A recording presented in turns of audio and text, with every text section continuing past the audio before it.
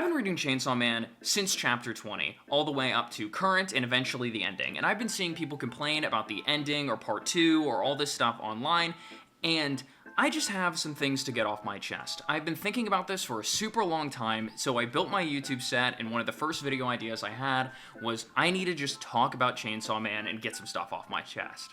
Starting with, I don't like the fact that people are viewing Chainsaw Man Part 2 and Part 1 as the same story, which I know sounds stupid because they're called Part 1 and the other one's called Part 2, so obviously it's like, oh yeah, we put them together, whatever.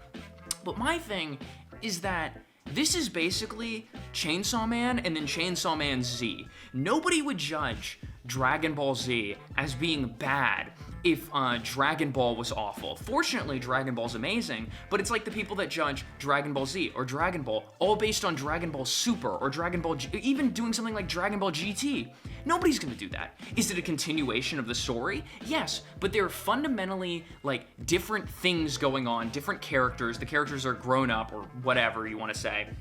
There's a different thing or different approach to viewing Dragon Ball Super as opposed to Dragon Ball Z, or Dragon Ball as opposed to Dragon Ball Z, or all these things. Now, when it comes to Chainsaw Man and Chainsaw Man Part 1 and Part 2, when you go on like My Anime List or any like review platform, it's always Chainsaw Man. It's not Chainsaw Man Part 1 and then Chainsaw Man Part 2, it's just Chainsaw Man. And I think that's ridiculous, because Part 1 is literally a perfect story. I think Part 1 is one of the greatest like mangas ever written, so to speak, and I think the ending is spectacular. Like it closes all its the loose ends, or it doesn't close all its loose ends, but it does it in a satisfactory way. It closes the story in a satisfactory way. And then Part 2 was announced. And Part 2 has a different main character for like the first 25 chapters or 30 chapters, and then it goes back to Denji. And we're trying to say that this is the same exact story as Part 1, or it is a continuation, but it's different, and I think it should be treated as such. I think that people viewing Chainsaw Man as a whole with Part 2 and Part 1 put together makes no sense. I think they should be treated as two completely separate things, or just separate things in general, stemming from the same story. So, when it comes to Chainsaw Man as like Chainsaw Man Part 2's ending, if the ending in Part 2 ruined Chainsaw Man for you, it ruined Chainsaw Man Part 2 for you, not all of Chainsaw Man, because I think Chainsaw Man Part 1 is a pretty good self-contained story, considering that it has a really good ending. To address the elephant in the room, what do I think about Part 2? I think Part 2 is not as good as Part 1, obviously, and I think Part 2 it's just basically a fun ride. You're basically just watching the characters do a bunch of BS, and it's almost like Part 1 is how the world reacts to Denji, and Part 2 is how Denji reacts to the world. You know, it's just kind of a roller coaster ride of random things that I'm just not going to take too seriously, and I'm going to have fun because I like Denji, and I like the characters surrounding Denji, or I like how Denji interacts with said characters, and it was a fun time.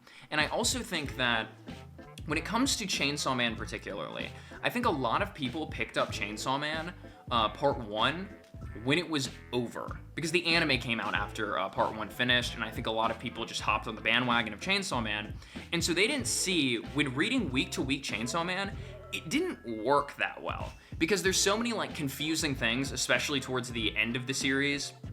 There's a lot of confusing things with Chainsaw Man, and so when you're reading week to week, it's hard to really figure out what the hell's going on, and when you read it all in one sitting, all the pieces kind of come together. So like when reading Part 2, I feel like everybody went from the, hey, we binged the whole thing, to reading it week to week, and Chainsaw Man does not work very well reading it week to week. I had fun with the reveals, like the Oregon Sword, which then was the Michigan Sword, or the other way around. But I think that if I even reread Chainsaw Man Part 2, I think I would have a greater appreciation for it, just for the solo fact that I'm reading it in one sitting, instead of being like, who the heck is this guy again? What the hell is going on? What happened with this? What is the whole point of this? Etc., etc., etc., etc. The ending of Chainsaw Man Part 2 is kind of a, well, this just happened kind of ending, leaving you unsatisfied to a certain degree, but also confused, because like Power's Mac, but then Nagyata is not Makima, which is really weird. And I feel like the ending is supposed to be confusing. It's supposed to be a kind of like, what the hell is going on type of ending that is supposed to leave you a little bit unsatisfied. I think you're supposed to think about it from the perspective, one of my friends pointed this out, where it's like, you're supposed to view it as Denji's journey into accepting or realizing to a certain degree, like Pochita, I guess, realizing that Denji cannot be happy at all as long as he is Chainsaw Man, and it's kind of the relinquishing of the fact that he cannot be this person. He has to kind of live a quote-unquote normal life, or as normal as Denji can, and I think it is a interesting ending, and it's something that is more in line with what Fujimoto would do in comparison to him just beating the big bad, or saving the world, or having some clash that ends in a decisive victory, so to speak. I think it is a more Fujimoto ending because he wants to give you something to like think about, and you can now look back on the story and try to come up with your own theories or own things, and engage with the medium instead of just passively reading it and being like, oh wow, so and so happened, oh my god, he beat Big Bad, and Fujimoto put on a big plate for us all the information about the entire story. Now, I would still like to clarify, I do think that Part 1 is phenomenally better than Part 2. I was not the biggest fan of the Chainsaw Man Part 2 ending, but I was happy that it ended, because I don't think that Fujimoto enjoyed writing Part 2 as much, especially like halfway through it.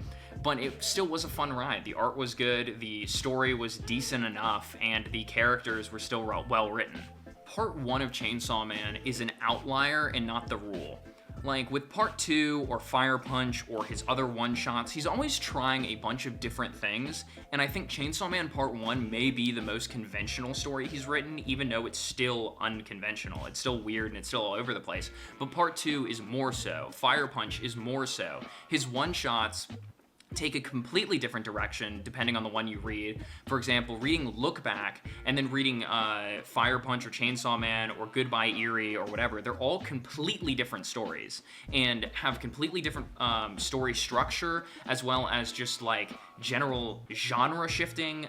The vibes are just completely different, and it is a weird conglomeration of a discography that this guy has. His discography is one of the weirdest, most interesting things to me, and I think he is one of my favorite authors because of that. But this is a short Yap session, so I will come to a conclusion, which is, I think that Part 2 proves why Fujimoto is an interesting author to read, because he will do whatever the hell he wants, and he will do it in the way that he wants to do it. So what? Part 2 was a bust. Okay, cool. I think that Fujimoto is fun to read because he is the most experimental, weirdest author that does anything. He can write a love story the next time, even though he just did like an action shonen thing. He can write a story about two girls writing manga. He can do a weird movie manga thing that's has paneling that's like somebody filming on their iPhone. He does really cool things, and I think that if somebody else, another mangaka may release a manga, and I will hear about it, and I'll be like, oh, so-and-so wrote this. It may be good. Fujimoto, on the other hand, will release something, and I will see it, and I will be like, this is going to be interesting, because it's him. You know, he will write something interesting. It may not be good, it may be pretty bad, but at the end of the day, Fujimoto will always stay interesting. And that's pretty much it. That's all I gotta say. Toodles.